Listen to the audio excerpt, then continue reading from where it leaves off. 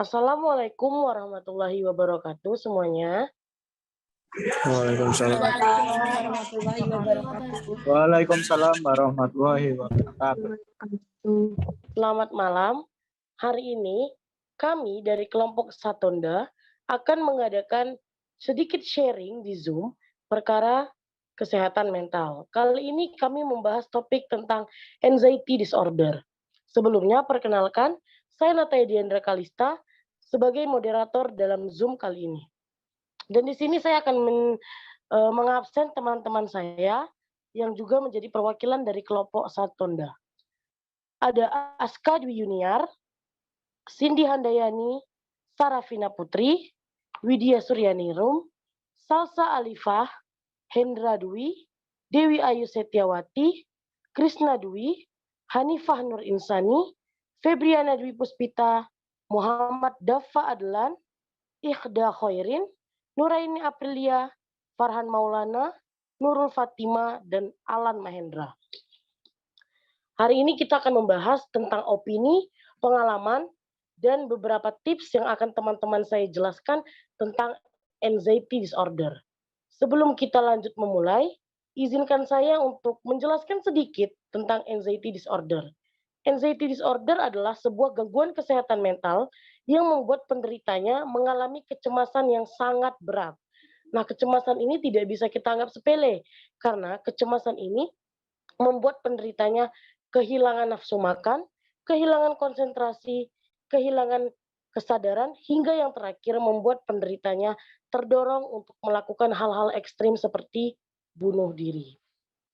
Nah, teman-teman, tanpa memperpanjang waktu, bagaimana kalau kita langsung sharing-sharing kepada teman-teman semua nih? Untuk yang pertama, aku mau untuk Kak Salsa Alifah nih. Boleh nggak nih cerita tentang pengalaman anxiety-nya? Oke Kak, halo semuanya. Sebelumnya tadi kan Kak Nataya udah nyebut tuh namaku Salsa Alifah ya, untuk yang belum tahu. Oke, di sini aku mau sharing sedikit tentang pengalaman anxiety disorderku. Pengalaman tentang anxiety-ku tuh saat kita ngerasa nggak berharga, when we feel worthless. Jadi kadang kalau kita nggak merasa tidak berharga itu kemungkinan besar terjadi oleh dua faktor, yaitu kebahagiaan dan kesuksesan. Yang aku alamin ini yang faktor kesuksesan. Contohnya, aku pernah ikut seleksi untuk suatu perlombaan di sekolah kan. Terus habis itu aku udah ikut seleksi dan kebetulan aku nggak keterima. Dan di situ langsung rasanya kayak down banget, langsung kayak nggak, kayak yang udah Kak Nataya jelasin tadi, nggak nafsu makan, lemas kayak gitu. Nah, waktu itu kita tuh waktu aku ngerasain anxiety itu, aku tuh merasa paling nggak berharga dan ngerasa paling menderita. Nah, itu padahal ya teman-teman, kalau kita tahu kisah Nabi Ayub, beliau itu diuji oleh Tuhannya dengan ujian yang sangat berat.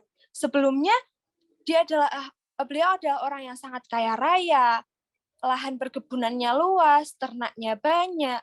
Tapi beliau diuji oleh Tuhannya dengan diambil harta kekayaannya, anak-anaknya yang dikasihi meninggal, sampai dia diberi penyakit kulit.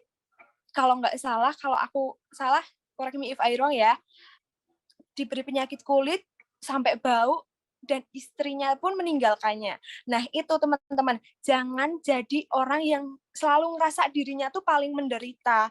Kayak gimana ya, sebenarnya kita tuh perlu banyak bersyukur aja. Kita buka mata kita, di sana jauh banyak orang yang lebih menderita daripada kita gitu loh. Jadi jangan ngerasa kita itu hidup paling menderita di dunia ini. Oh iya, kebetulan aku ada quotes.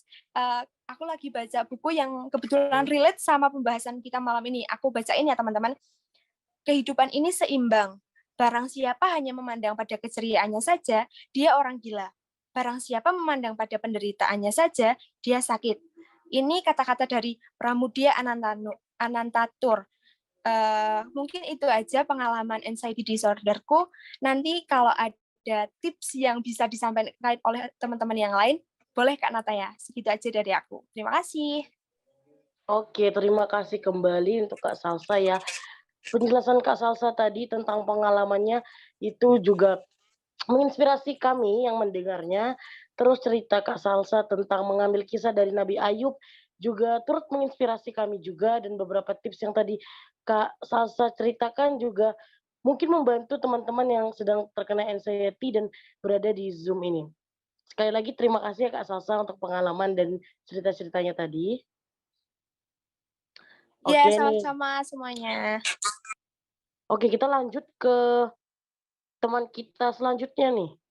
Untuk Aska Dwi Yuniar nih, ada nggak pengalaman yang bisa diceritakan tentang anxiety disorder ini? Uh, kalau aku sih, aku nggak pernah merasakan anxiety disorder yang di sosial kehidupan nyata. Tapi aku tuh ngerasainnya anxiety disorder akibat dari sosial media. Kayak contohnya nih, aku mau upload sesuatu di Instagram, tuh aku sama sekali nggak berani, aku kayak ngerasa gelisah, aku ngerasa cemas. Kadang aku tuh sampai keringat dingin, sampai deg-degan. Terus habis itu, aku punya temen nih, nama temen aku namanya Novi, dia berani banget. Aku sampai nanyain, Novi, kasih tau aku dong tipsnya biar aku bisa upload di sosial media tanpa mikirin bakal dapat berapa banyak likes-nya, bakal dapat berapa banyak komennya, tanpa mikirin aku bakal diomongin yang macem-macem. Terus kata dia, udah sekarang nggak apa-apa, lakuin aja yang bikin kamu senang, asalkan gak ngerugiin orang lain gitu. Terus aku tuh cara mengatasinya itu aku sadar aja kalau misalnya jumlah like, jumlah komen, jumlah misalnya retweet di Twitter itu tuh sama sekali nggak penting. Yang terpenting itu hidup aku tuh bahagia. Terus habis itu selanjutnya cara aku mengatasinya itu adalah aku sharing nih ke si Novi, teman aku. Terus habis itu selanjutnya juga aku uh, lebih terbuka sama diri aku sendiri kalau misalnya Instagram itu nggak terlalu penting. Kayak gitu. Oke Kak Aska. Nah, cerita Kak Aska ini sepertinya relate dengan beberapa pemuda-pemudi zaman sekarang nih yang kayaknya kalau di sosial mungkin mereka baik-baik aja, cuman kalau di sosial media mereka merasa kayak takut tidak terpenuhi nih harapannya gitu. Misalnya, karena kita biasa punya standar likes ya kalau misalnya masukin di postingan nih, ya nggak? Ya.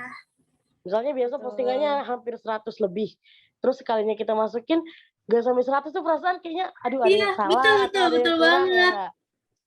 Nah, biasa kayak gitu. Tapi salam juga ya untuk si Kak Novi tadi, berarti dia keren bisa memberikan saran kepada temannya sehingga temannya berani untuk memulai hal baru di Ya. sosial media dengan tidak menakuti hal-hal yang sebetulnya tidak perlu ditakuti ya Kak Aska.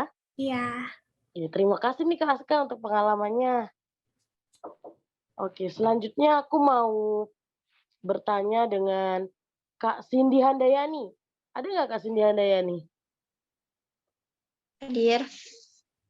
Oke Kak Cindy. Kak Cindy ada pengalaman tentang anxiety disorder? Ada. Nah, kalau ada Kak Cindy boleh bercerita? Oke, jadi aku punya pengalaman tentang anxiety disorder. Aku nih orangnya yang nggak terbiasa di depan kamera, di depan umum, ataupun di tempat keramaian. Jadi respon tubuh aku tuh kalau di tempat keramaian itu jadi kayak khawatir, gugup, takut, sampai keringat dingin. Bahkan yang paling parahnya tuh gemeteran. Nah, cara aku menenangkan diri aku sendiri tuh dengan tarik nafas dalam-dalam, terus bicara dalam hati, yakinkan diri aku sendiri bahwa aku bisa lakuin yang terbaik. Itu aja sih kalau pengalaman aku. Oke, keren nih pengalaman dari Kak Cindy. Berarti Kak Cindy ini hebat karena bisa meyakinkan pada dirinya sendiri bahwa Kak Cindy itu bisa melewati masa-masa suramnya ini nih, ya kan? Karena Kak Cindy takut terhadap keramaian, tidak terbiasa, akhirnya Kak Cindy berbicara pada diri sendiri bahwa sebenarnya itu kita bisa untuk melakukannya. Bukan begitu Kak Cindy? Ya, betul. Oke, terima kasih ya Kak Cindy untuk pengalamannya. Ya. Nah, untuk selanjutnya aku mau cari temen yang cowok nih. Kira-kira siapa ya? Untuk Mas Krisna Dwi. Ada nggak Mas Krisna Dwi? Ada. Mas Krisna ada pengalaman tentang anxiety? Ada. Oke, boleh cerita ya Mas? Ya mungkin pengalamanku tentang anxiety ini mungkin sudah dialami oleh banyak orang ya. Saat sedang menghadapi ujian, itu pasti akan merasakan kecemasan yang sangat amat banyak pastinya. Itu akan sangat mengganggu konsentrasi. Caraku untuk mengantisipasinya adalah dengan berdoa kepada Allah Subhanahu wa Ta'ala dan menarik nafas panjang dan bilang kepada diri sendiri bahwa diri sendiri pasti bisa untuk melewati ujian ini. Terima kasih. Nah, iya nih, bener nih kalau kejadian yang dialami sama Mas Krisna ini pasti biasanya dialami oleh teman-teman siswa-siswi juga nih. Karena kan kalau biasanya kita ujian, kita takut nilainya rendah, kita takut gagal atau remedial, akhirnya ngebuat kita cemas, takut, stres, bukan begitu ya Mas Krisna ya? Iya, betul. Nah, akhirnya Mas Krisna punya jalannya sendiri nih dengan berdoa, dengan berbicara pada dirinya sendiri juga. Jadi keren Mas Arya bisa menemukan caranya. Terima kasih ya Mas Krisna. Sorry Mas Krisna. Iya, terima kasih kembali. Oke, kita lanjut ke sebentar nih. Kak Sarafina Putri. Ada Kak Sarafina? Iya, halo. Suaraku kedengeran nggak ya? Oh, dengar nih Kak Sarafina. Boleh cerita dong Kak Sarafina? Oh ya, terima kasih atas kesempatan dikasih. Sebelumnya aku mau ceritain pengalamanku. Mungkin sebenarnya mayoritas dari kita yang di Zoom ini ataupun di orang luar sana, mungkin pernah ngerasain yang aku alami itu maupun secara sadar maupun tidak sadar. Jadi waktu awal-awal kelas 12, sekitar bulan Juli sampai bulan Oktober, gitu kan, itu tuh aku tuh ngerasa takut banget, soalnya kayak di kelas 12 itu kan masih kan fokusnya itu kan nggak cuma ke pelajaran yang ada di sekolah, tapi kita juga mikirin tentang kayak ujian-ujian yang buat masuk ke kampus yang kita impikan gitu kan. Nah, di situ tuh masalahku itu karena aku belum ada nih nemuin jurusan yang cocok sama aku ataupun kayak yang kampus yang aku inginkan gitu kan. Terus tuh kayak setiap hari gitu kan merenung, kadang juga sampai nangis-nangis gitu kan. Terus kalau misalnya di rumah sendirian tuh kadang sampai kepikiran nih besok gimana ya gitu kan. Nah, terus gimana sih tips aku bisa keluar dari zona itu? Sebenarnya itu juga dukungan dari orang-orang di sekitarku gitu. Kalau bilangin masalah yang dihadapin sekarang itu semua orang tuh pasti pernah ngerasain gitu loh, tinggal masanya aja. Sekarang tuh emang giliran masamu yang ngerasain gitu kan. Jadi dia debit aja gitu, berani, jangan sampai takut sama apa yang kamu hadapi sekarang gitu. Itu aja sih dari aku. Iya, untuk Kak Sarafina. Terima kasih, keren. Berarti kita harus mencari lingkungan yang positif ya Kak, biar kita juga berpikir positif, tidak takut dengan hal-hal yang seharusnya tidak kita takuti gitu loh. Aku boleh nambahin nggak? Boleh, silakan. Boleh. Terus tadi kayak misal yang tadi siapa namanya Salsa ya, bener ya? Tadi kan apa namanya kunci kita tuh yang penting kan bersyukur nih. Apa kan kadang kita kan juga ngerasa kalau masalah yang kita hadapin sekarang tuh misal masalah yang paling berat itu. Kadang tuh kalau tips, aku mau kasih tips aja Kak dari aku tuh biasanya aku suka jalan-jalan gitu kayak keliling-keliling aja gitu kan. Kita lihat-lihat aja gitu kondisi orang di sekitar kita. Pasti kita tuh kan juga bakal nemuin orang-orang yang belum seberuntung kita. Jadi biasanya aku lakuin itu untuk kayak ingat-ingat aja gitu. Ingat-ingat untuk bersyukur. Ya, aja ya. Terima kasih. Iya, terima kasih ya Kak Sarafina untuk pengalamannya dan cerita-cerita tentang tips mengatasinya. Oke deh, Kak Sarafina, terima kasih. Aku lanjut ke yang selanjutnya, ada yang laki-laki deh. Mas Dava Adlan. Ada Mas Dava Adlan? Ya, di sini. Mas Dava ada pengalaman anxiety disorder? Kalau aku sendiri belum pernah sih ngerasain anxiety yang sebenarnya gitu, penyakit yang anxiety gitu. Mungkin aku pernah ngerasain kecemasan saja kayak saat kita ingin nunggu giliran presentasi di sekolah gitu. Aku sering ngerasa gimana ya, deg-degan banget sampai pikirannya kemana-mana gitu. Nah, jadi aku punya tips buat ngilangin itu. Caranya kita atur pernafasan, kita tarik nafas dalam-dalam, senangkan pikiran, jangan terlalu banyak mikir gitu. Nah, sama berdoa sama Allah, semoga dilancarkan gitu. Sama yakin sama diri kita sendiri bahwa kita itu mampu gitu.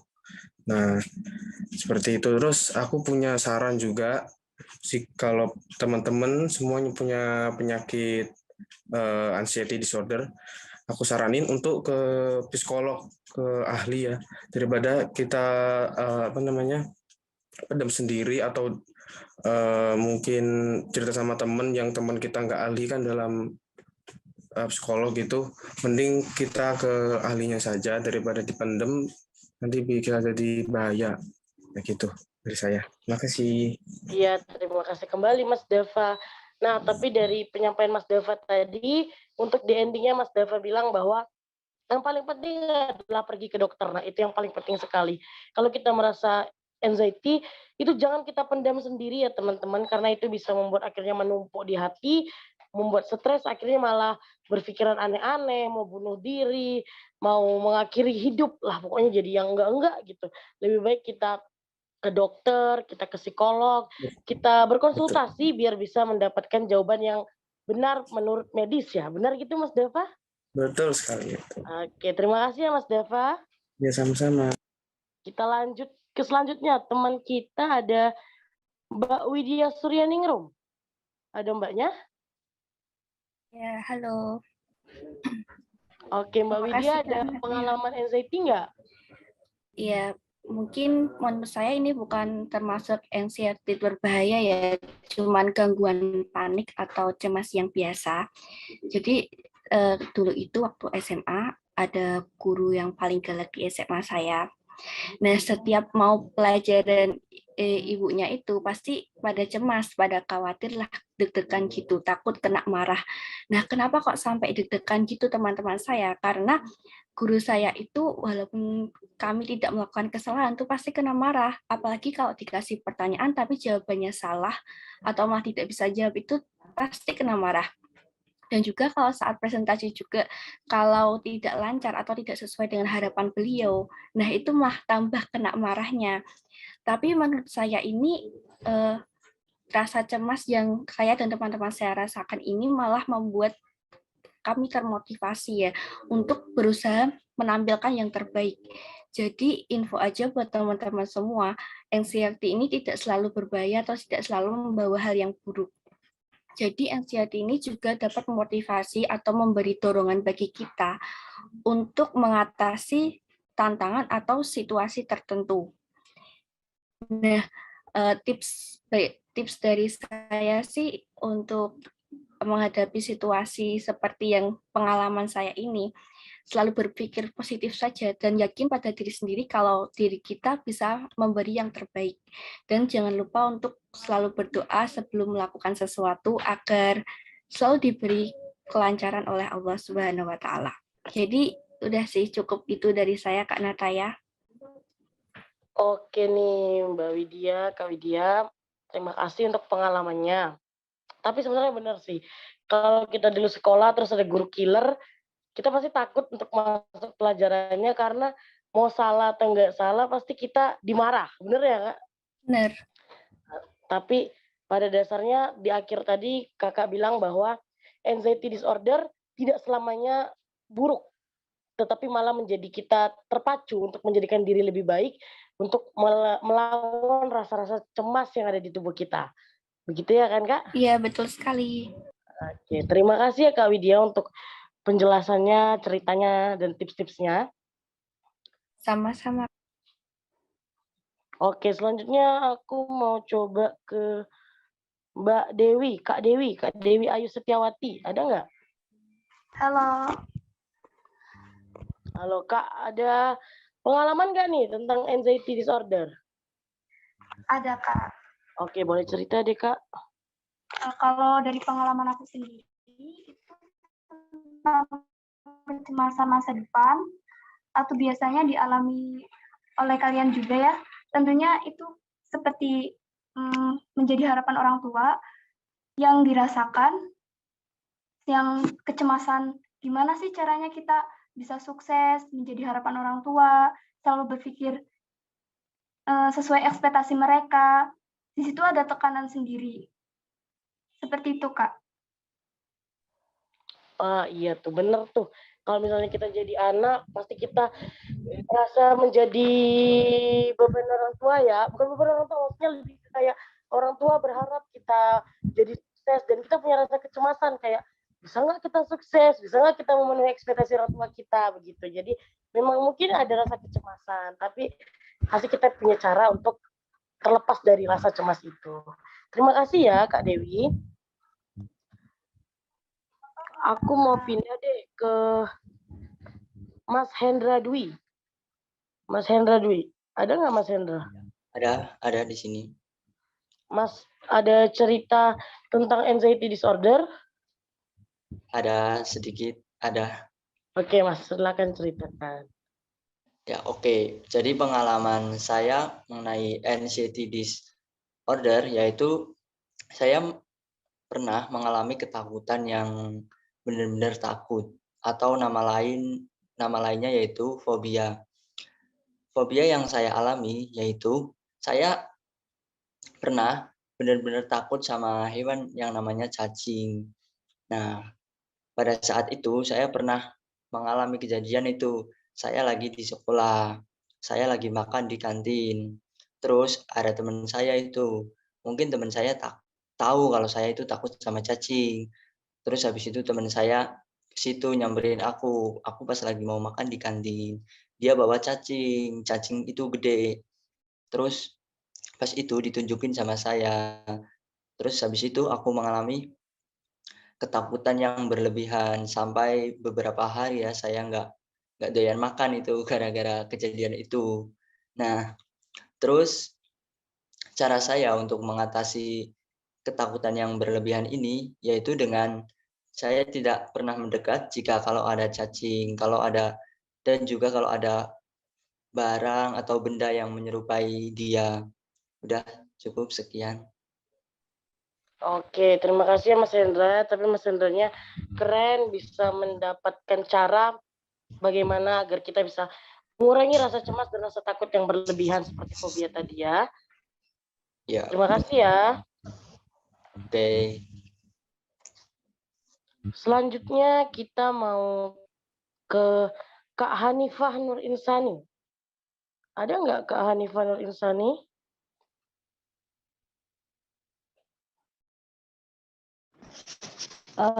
Iya, kedengeran nggak suaranya? Kedengeran Kak, kedengeran suaranya.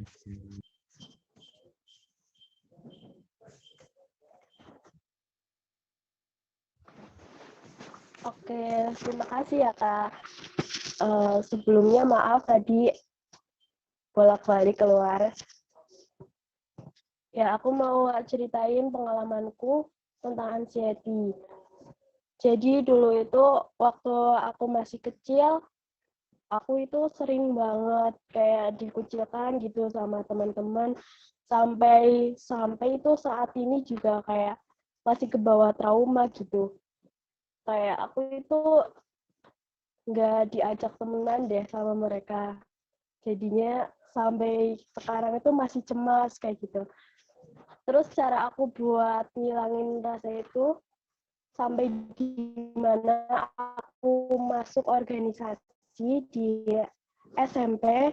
Terus akhirnya menemukan teman yang benar-benar pas banget sama aku dan akhirnya aku bisa keluar dari trauma itu.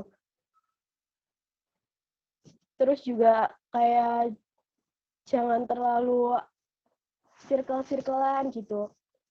Jadi itu sih sama mendekatkan diri kepada Allah. Oke Kak Hanifah. Segitu aja. Itu pengalamanku waktu dulu ya, teman-teman. Ya, terima kasih Kak Hanifah. Berarti ini sama nih cara penyelesaiannya seperti yang tadi sempat aku notice adalah dengan cara mencari lingkungan yang positif. Karena kalau kita berada di lingkungan yang positif, maka kita juga akan berpola pikir positif dan tidak ada hal-hal negatif nih di samping kita yang akhirnya membuat diri kita merasakan kecemasan yang berlebihan. Terima kasih Kak Hanifah. Sekarang Ya, sama-sama. Kak Febriana Dwi Puspita. Ya, terima kasih waktunya telah diberikan waktu.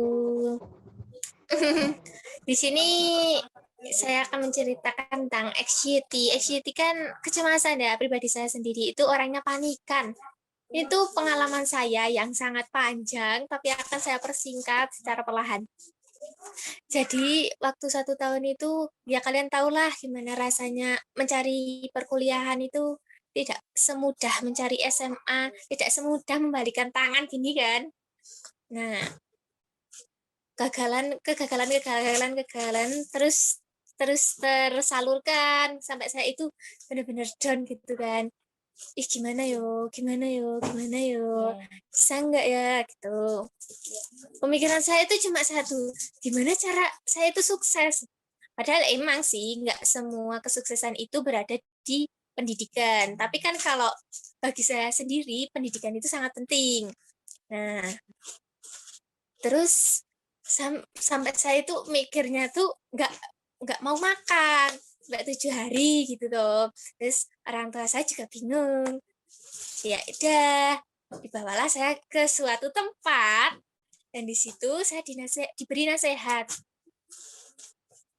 Intinya itu gini, cobaan yang saya alamin itu belum mampu dialami oleh orang lain dan saya juga belum mampu mengalami cobaan orang lain. Dari situ saya belajar, oh iya ya, semua permasalahan itu akan mendapatkan jawabannya, tidak mungkin memberatkan. Dan dari situ saya juga punya keyakinan bahwa suatu kegagalan akan tercapai kesuksesannya dan saya juga membuktikan 1 tahun saya dulu gap year, saya kan gap year kan, dan sekarang akhirnya saya mendapatkan universitas. Dari situ saya mengisi kegiatan saya dengan organisasi, dengan kegiatan yang positif, terus memperkuat ibadah saya gitu. Dan quotes bagi saya, kunci kebahagiaan itu cuma 3. Bersabar, bersyukur, dan ikhlas. Gitu aja sih sharing-sharing dari saya. Makasih. Oke, terima kasih nih Kak Febriana. Tadi ceritanya juga keren banget. Katanya tadi quotesnya yang aku dengar, katanya di setiap kegagalan itu pasti akan ada kesuksesan. Ya, benar. Adalah Kak Febriana, walaupun gap year, tapi sekarang sudah berhasil menjadi mahasiswa baru UNES. Selamat ya Kak. Ya, kalian juga semangat. Selamat juga. Iya. Oke deh Kak, terima kasih. Aku lanjut ke yang selanjutnya ya. Oke, kita lanjut ke yang selanjutnya itu ada Kak Ihda Khairin. Iya. Kak Ihda Khairin pernah merasakan anxiety disorder? Kalau aku belum pernah, alhamdulillah, merasakan anxiety disorder. Tapi orang-orang di sekelilingku, di saudaraku, ada yang pernah merasakan itu. Jadi aku pengen berbagi tips sedikit aja nih dari saudaraku yang pernah merasakan itu. Boleh ya? Boleh Kak, silahkan. Boleh banget. Pada intinya anxiety disorder itu kan bagaimana kita menangani kecemasan yang ada dalam diri kita gitu kan.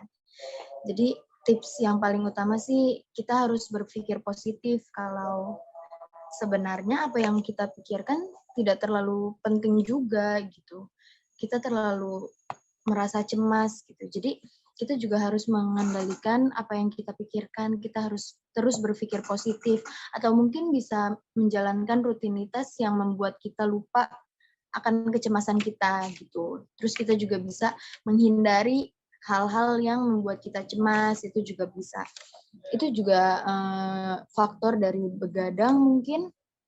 Kan biasanya kita kalau malam-malam juga suka overthinking sendiri gitu karena lagi diem tiba-tiba mikirin sesuatu yang sebenarnya nggak terlalu penting gitu tuh. Jadi kurang-kurangilah begadang. Toh begadang juga kurang sehat gitu kan buat diri kita gitu. Jadi ya seputar itu, dan tips-tips yang lain juga sama kayak teman-teman sebelumnya gitu. Jadi cukup itu yang aku mau sampaikan aja sih, Kak.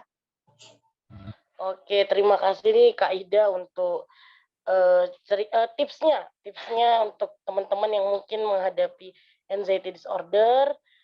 Jadi untuk teman-teman yang mengalami anxiety disorder bisa diterapkan nih tips-tips dari Kak Ida. Terima kasih ya Kak Ida. Oke, kita lanjut selanjutnya ke Mas Alan Mahendra. Ada Mas Alan? Ya, ada. Baiklah, selamat malam. Di sini pengalaman aku sendiri atau anxiety disorder ini semasa aku SMA kelas 10 tentang bullying. Aku sendiri ya, tentang bullying tentang bullyingku. Aku dibully karena mukaku berjerawat waktu itu waktu SMA kelas 10. Jadi waktu itu pas masuk pertama SMA, aku dapat nih teman. Aku dapat teman, berteman kami seminggunya.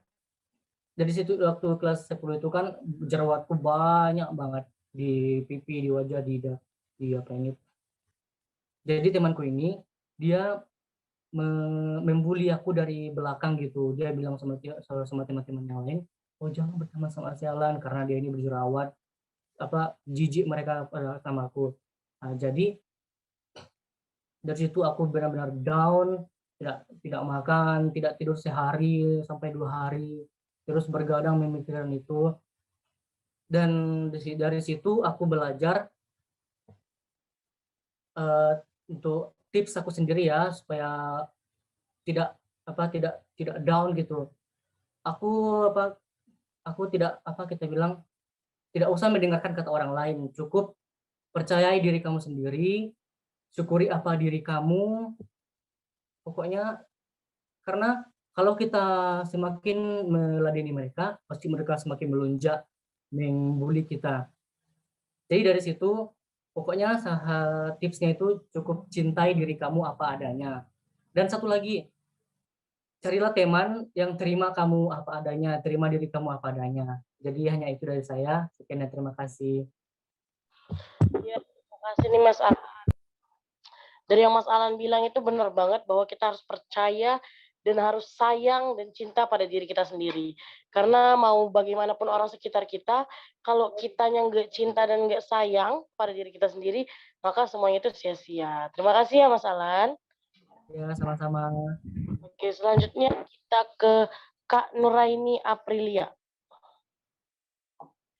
Ada Kak Nuraini Aprilia. Ya, halo, suaraku kedengar nggak? Oh ya, kedengaran.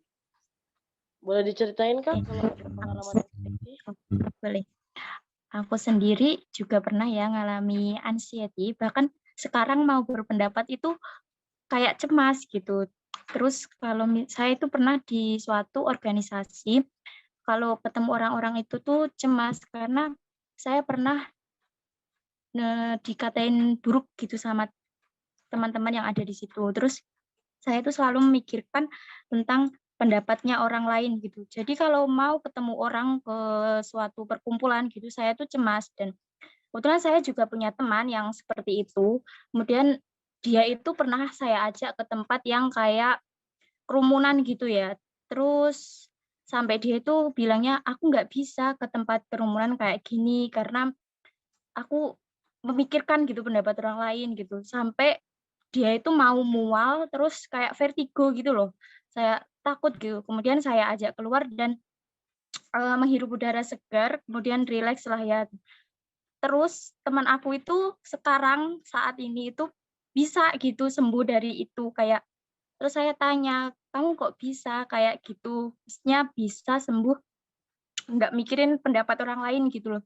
Terus katanya dia, kalau kamu berada di lingkungan kayak gitu, mending hindari aja. Istilahnya lingkungan yang toksik atau kurang baik lah ya. Kamu hindari aja untuk apa mental naik lah ya. Untuk diri sendiri, sayangi diri sendiri. Kemudian jangan terlalu memikirkan pendapat orang lain. Kritik atau itu juga perlu, tapi jangan terlalu memperdulikan pendapat orang lain gitu. Kadang kita juga perlu bodoh amat lah ya istilahnya untuk diri kita sendiri agar kita lebih percaya diri gitu loh ya. Itu sudah sekian. Oke nih, iya. Untuk Kak Nera ini aku boleh nanya sedikit nggak? Boleh. Sampai saat ini kakak masih ada rasa anxiety, kecemasan untuk berbicara dengan banyak orang atau di keramaian atau udah sedikit berkurang? Halo? Halo? Gimana? Boleh diulangi soalnya macet-macet. Ya, maksudnya aku mau nanya, sampai saat ini kakak masih ada rasa anxiety, ketakutan, kecemasan itu untuk berbicara di depan banyak orang, berada di lingkungan yang ramai, atau sudah mulai berkurang rasa anxiety-nya? Iya. Kalau misalnya rasa anxiety atau kecemasan itu nggak bisa gitu ya benar-benar dihilangin. Karena cemas itu sendiri respon dari saat kita kondisi stres. Jadi itu respon, jadi nggak bisa benar-benar dihilangin, tapi bisa dikurangi. Saat ini saya masih sedikit anxiety, tapi kayak saya memikirkan pendapat teman saya kalau lebih baik kalau bertemu kayak circle yang kurang baik lah ya, istilahnya toxic gitu, lebih baik nggak usah diikuti dan pergi saja dan nggak usah memperdulikan pendapat orang lain. Nanti juga lama-lama berkurang sendiri. Dan sekarang saya sudah bisa bicara. Buktinya sekarang saya bisa bicara, padahal ini masih cemas. Itu. Oke, semangat terus ya Kak Nera ini. Semoga rasa kecemasan itu bisa semakin berkurang dengan terbiasa berbicara dengan orang ramai. Semangat terus ya Kak. Ya. Terima kasih Kak. Oke, Ya, terima kasih. Aku mau ke Mas Farhan Maulana. Ya, halo, kedengeran nggak ini? Sebelumnya minta maaf ini kalau nanti ada suara kendaraan lewat, dibiarin aja soalnya ini di dekat jalan raya. Nah, kan saya ini mau sharing tentang pengalaman, tapi mungkin pengalaman lainnya itu udah diceritain ke teman-teman semua. Jadi mau ngambil yang agak beda lah. Ini waktu saya kelas 10 SMA, awal-awal COVID itu, pertengahan COVID, saya punya saudara yang sakit, dan saya itu ikut mengantarkan ke rumah sakit. Nah, setelah besoknya, bude saya itu bilang, mungkin baiknya kalau cek dulu, kalau ada kemungkinan di keluarga besar ada yang kena lagi. Habis dicek, hasilnya keluar, saya itu ternyata positif tapi tidak merasakan apa-apa. Jadi saya itu mau diisolasi juga, seminggu habis tes itu mau diisolasi. Terus keluarga saya itu bilang, kamu nggak usah cemas, nggak usah apa-apa, sehat lah, sehat, nggak kena apa-apa, jangan mikirin yang aneh-aneh. Pas waktu itu saya juga agak cemas, nanti gimana, kan diisolasi sendirian itu, satu ruangan sendirian di sana. Nah, saya cemas mikirnya, nanti saya apa kayak menderita kayak orang-orang lain yang ada di berita gitu. Ya. Habis dibilangin jangan cemas, jangan mikir aneh-aneh, berdoa ke Allah. Nah, hasilnya pas di waktu isolasi itu ternyata baik-baik aja sampai selesai, sehat-sehat aja. Bahkan di tempat isolasi ada jadwal untuk berjemur di pagi hari. Nah, itu juga ketemu sama orang-orang lain, ada yang dari daerah sana, dari sini, terus cerita-cerita gimana sih kok bisa masuk ke sini itu gimana. Terus sharing-sharing. Bahkan ada anak kecil juga yang masuk di tempat isolasi itu. Sekitar ya kelas 3 SD kalau nggak salah waktu itu. Itu masuk ke tempat isolasi juga. Udah habis keluar, udah sampai rumah, udah sehat kan. Waktu mau berangkat di isolasi itu kan pasti dijemput ambulan kan ya. Terus pas waktu pulang itu aku mikir lagi, ini pandangan tetangga terhadap sini itu gimana? Soalnya kan waktu itu lagi was-wasnya orang kalau ada yang kena nanti pasti kayak dijauhi soalnya kan ini penyakitnya baru hitungannya. Nah, itu terus habis itu ibuku bilang udah santai aja nanti bilang ke ke Pak Ustadznya di sana soalnya dekat masjid juga. Terus waktu di sana bilangin kalau saya itu udah sehat, satu keluarga udah sehat, tidak kenapa-kenapa. Nah, waktu dibilangin udah selesai, ya akhirnya normal lagi. Nggak ada kecemasan antara keluarga saya sama tetangga.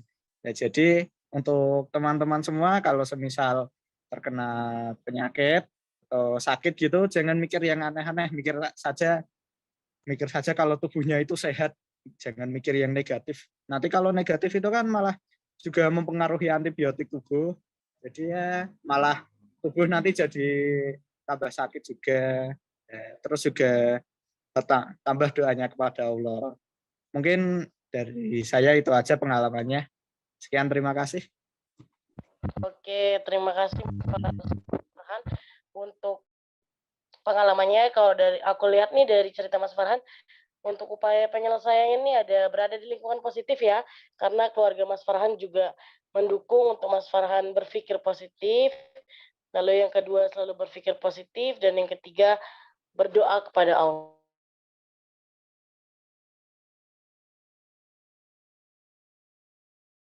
Yang terakhir ada Kak Nurul Fatima. Untuk Kak Nurul Fatima, apakah masih berada di?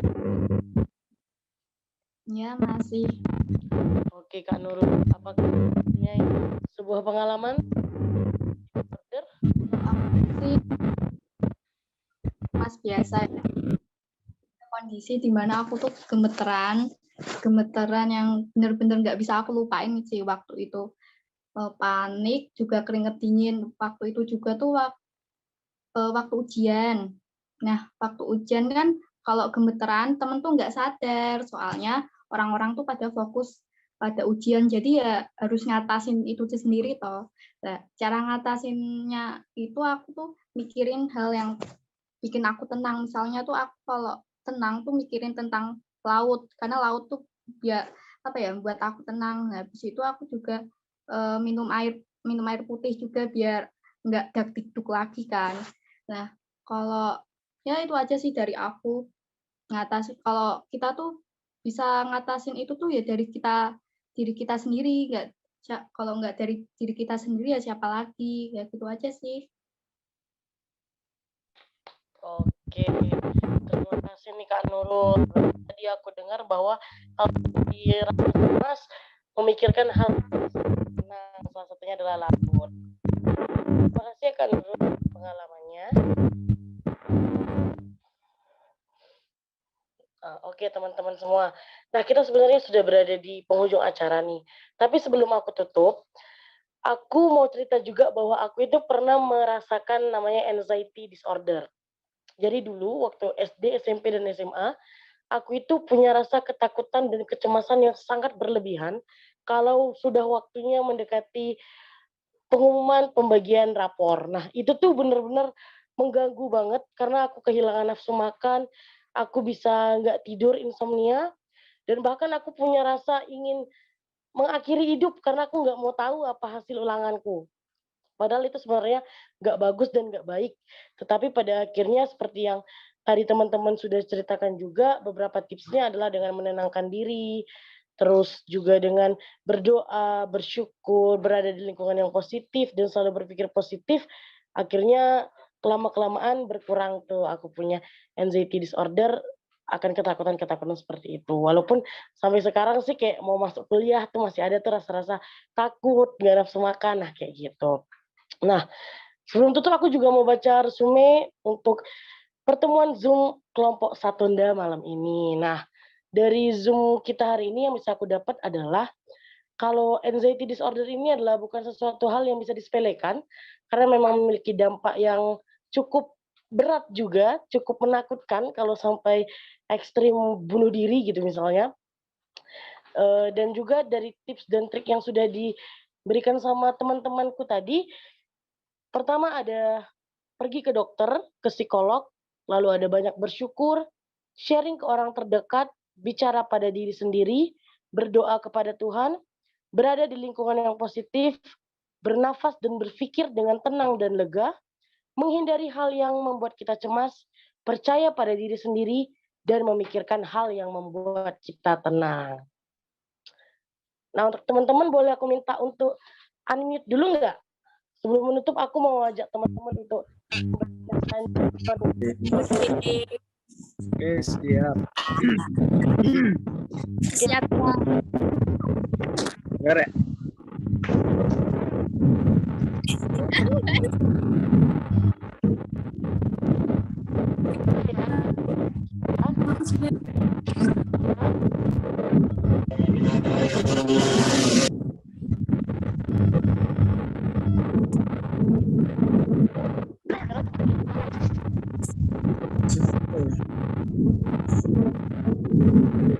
Halo, teman-teman.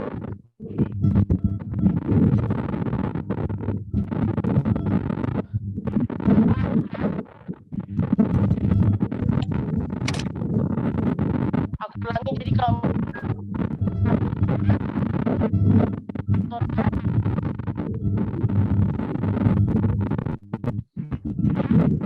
coba ya.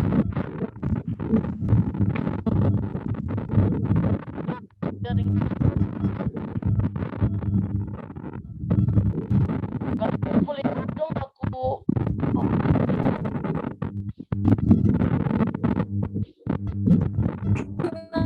Apa?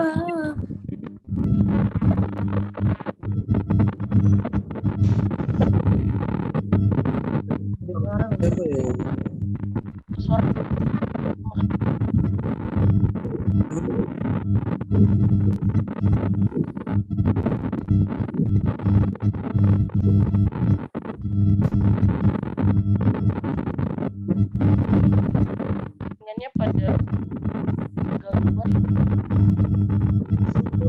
Ya, namanya di YouTube.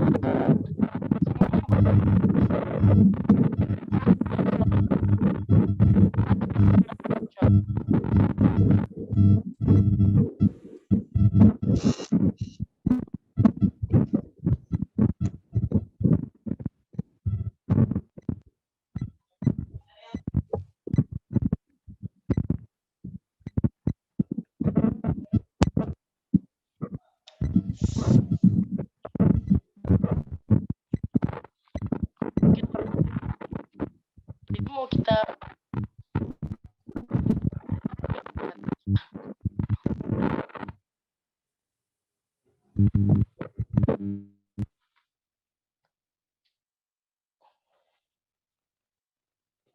Oke teman-teman, kalau udah ada yang bisa dengar suaraku, Bisa. Aman. Bisa. mau kita ulang ininya apa jargon kita? Boleh. Oke, jadi jawabnya Satunda.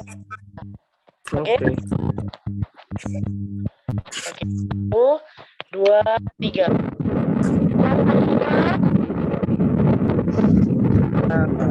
Bisa.